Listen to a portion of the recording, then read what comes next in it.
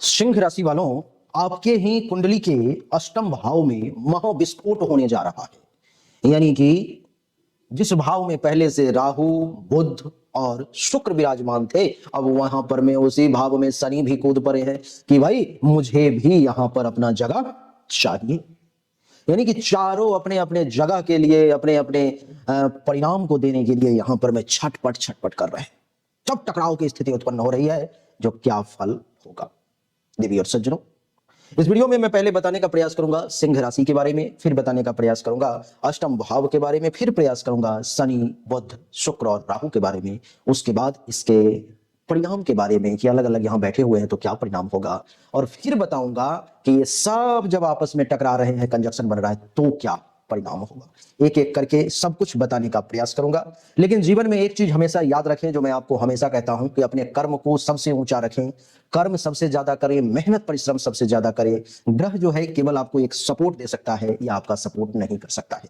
नहीं, अगर आप मेहनत परिश्रम कर रहे हैं तो मेहनत परिश्रम की बदौलत भाग्य को भी बदला जा सकता है। इस बात का आप हमेशा ध्यान रखें। आइए चर्चा को आरंभ करें। सबसे पहले ये जानें कि सिंह राशि के बारे में, कि सिंह राशि का स्वभाव और उसकी कुछ विशेषताओं को समझने का प्रयास करें।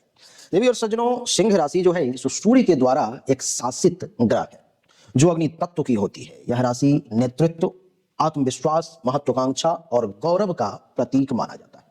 यानी कि सिंह राशि के पास में लीडरशिप क्वालिटी भी होती है, कॉन्फिडेंस लेवल भी होता है, कुछ करने की इच्छा भी होती है, और गौरव करने लायक काम भी जीवन में ये करते हैं। इतना ही नहीं, सिंह राशि के जातक स्वाभाविक रूप से बहुत ही प्रभावशाली होते हैं। जहां जाते हैं अपना प्रभाव जमा देते हैं, ऊर्जावान होते हैं, ऊर्जा की कमी नहीं होती है, एक्टिव रहते हैं, निडर होते हैं और आत्मनिर्भर होते हैं।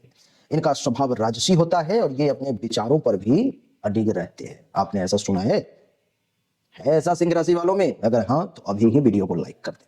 आइए अब अष्टम भाव के बारे में समझते हैं कि अष्टम भाव क्या है। अष्टम भाव ज्योतिष में सबसे रहस्यमय और महत्वपूर्ण भावों में से एक माना जाता है। नहीं, सबसे रहस्यमय मिस्टीरियस भावों में से एक है अष्टम भाव, और उसमें भी महत्वपूर्ण भाव है।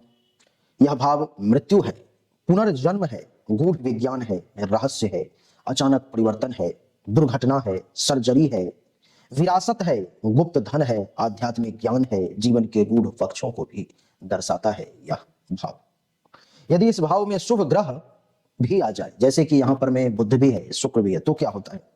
तो व्यक्ति को गूढ़ विद्या, गुप्त विज्ञान, गुप्त ज्ञान, विज्ञान, शोध कार्य और आध्यात्मिक क्षेत्र में बहुत प्रगति देता है, बहुत ऊंचाई पर में लेकर के ये जाता है। लेकिन अशुभ ग्रह आ जाए, जैसे कि शनि और राहु है, तो क्या होता है? अचानक से संकट भी आ जाती है, आर्थिक नुकसान भी हो जाता है, मानसिक तनाव भी और दुर्घटना की स्थिति भी, देवी और सज्जनों,